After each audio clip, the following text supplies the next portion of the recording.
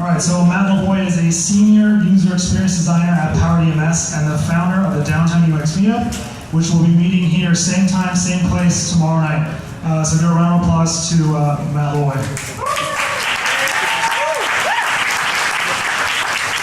The other thing I forgot to mention, yes, the mustache is real. I was going to ask that. Okay, let's go. How much would you budget to hire someone with precognition? This would be amazing, right? Can we see the future? That would be worth so much in business. And so many of us here, we run companies, we want to have startups, we're involved leading teams. And if we could hire somebody who could see the future, that'd be awesome. But I know what you're thinking, so let's get it out of the way. No, we're not actually talking about seeing the future. So, forget about the sports almanac from Back to the Future. You can't just bet on stuff and make a lot of money. There's also a couple of other rules. So we're also talking specifically about seeing futures that we can imagine. So if you can think of a company, think of a startup, what could you see the future of that company? Or if you can think about a feature, see the future of that feature. So let's look at what that might look like. So here we've got our little guy. He's imagining a great product. He's going to have a startup. So if he was able to look in the future, could he see either customers running towards his product with great love, or giving it the cold shoulder?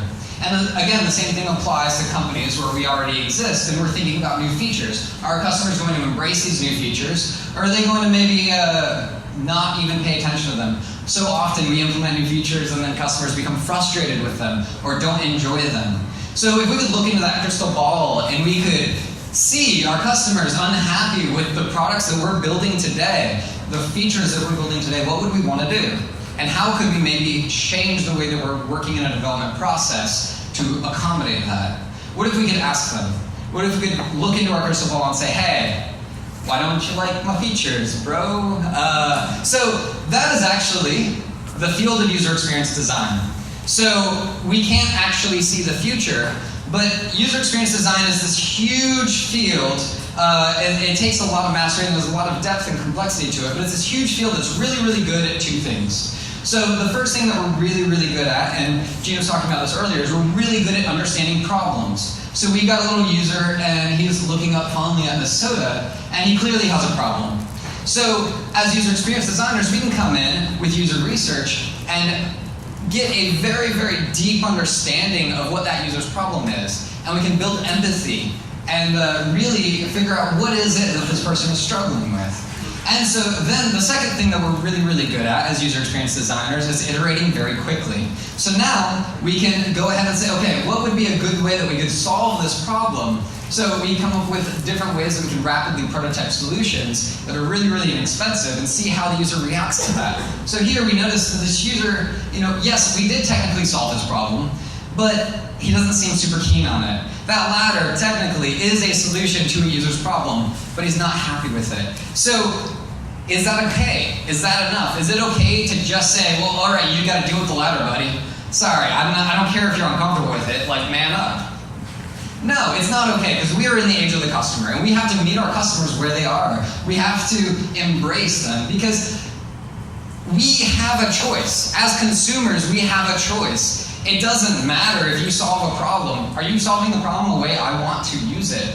So if you think about it, if you were going to go out and buy a treadmill, do you care if it's a Sony or Panasonic? I don't even know who makes treadmills. No, you care, is it going to break down on me? Do other people enjoy it? Is it motivating? Does it have a cup holder? Those are things that I care about as a consumer. And in the technology space, it's even more important because anybody sitting in their garage can create a product that can be your direct competition. That you've got this enterprise suite that you've spent 5 years building, and anybody can be your competition. So as our team of user experience designers, we get together and we come up with lots of prototypes, escalators, elevators, all of these different ways we can solve that user's problem.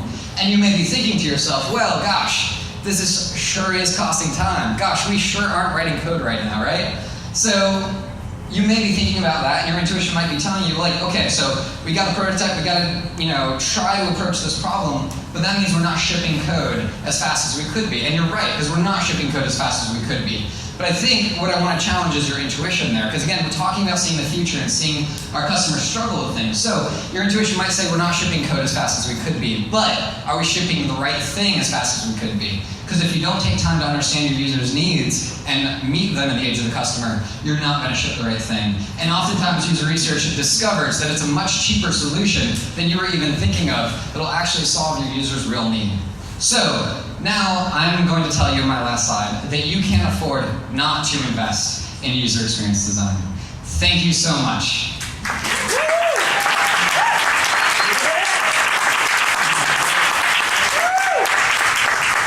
And yeah, if you like UX, here tomorrow night is the Downtown UX meetup. Same place, just come.